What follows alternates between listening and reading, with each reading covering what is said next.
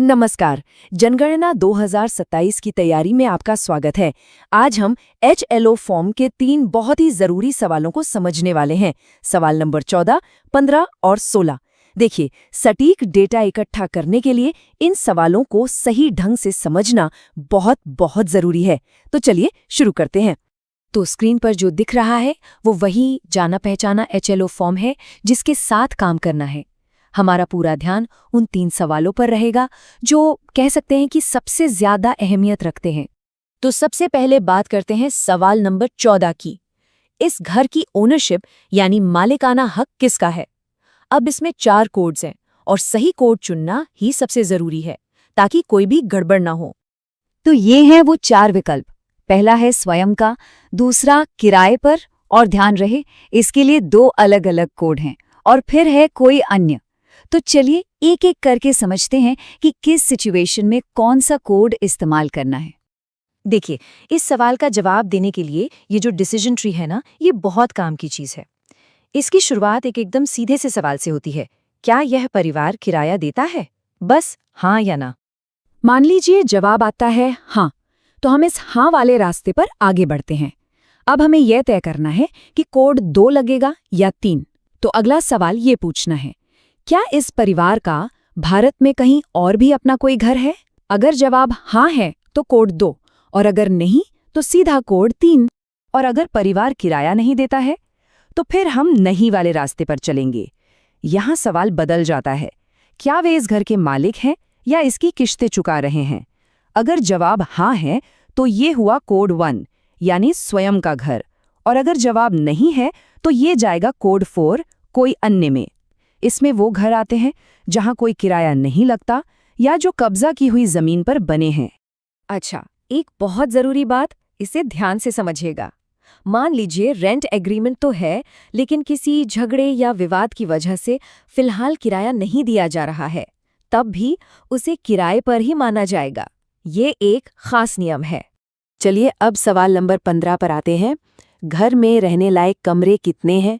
यहाँ सबसे बड़ा काम यही समझना है कि जनगणना के हिसाब से हम किसे कमरा गिनेंगे और किसे नहीं।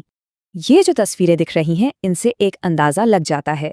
बैठक यानी living room, bedroom, dining room, study room, ये सब रहने वाले कमरों में गिने जाते हैं।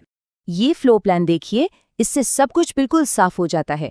जितने भी हरे रंग वाले हिस्से हैं उन्हें गिनना है, और जो लाल रंग में है जैसे कि किचन, बाथरूम या आने जाने का रास्ता, उन्हें बिल्कुल नहीं गिनना है। लेकिन यहाँ एक खास बात है, ये जो पीले रंग से हाईलाइट किया गया है, इस पर गौर कीजिए। ये है मल्टीपर्पस रूम का केस। अगर एक ही कमरा सोने, खाना बनाने, खाने और बैठने मतलब सारे कामों के लिए इस्तेमाल हो रहा है तो उसे एक कमरा गिना जाएगा।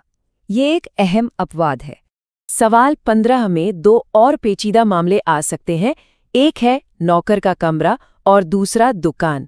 ये वो जगहें हैं जहां अक्सर कंफ्यूजन हो जाता है।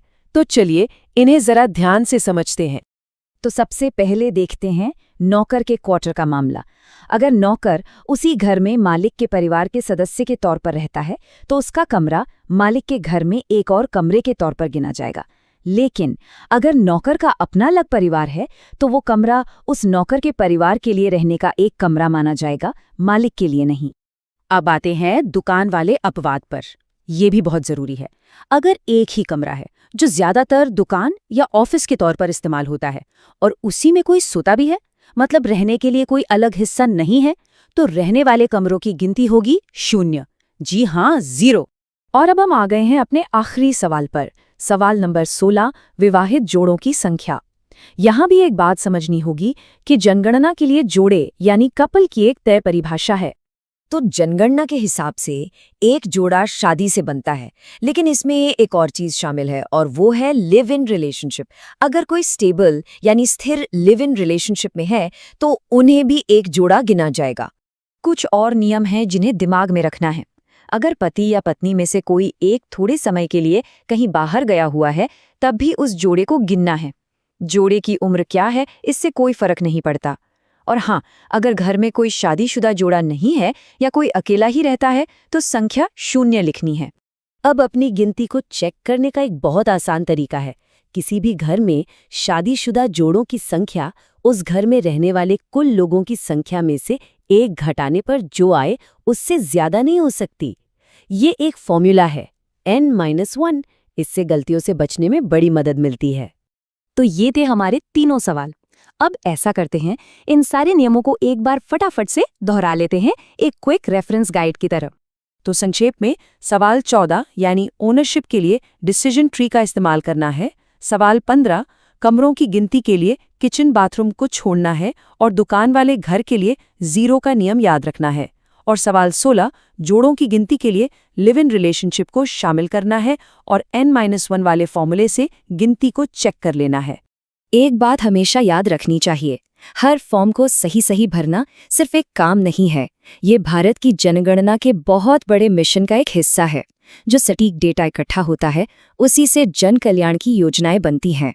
और जाते जाते एक बात पर जरूर सोचेगा, हर घर से इकट्ठा किया गया ये छोटा छोटा डेटा पूरे देश के लिए बेहतर घरों और सुविधाओं की योजना बनाने में कितनी बड़ी भूमिका निभाता है।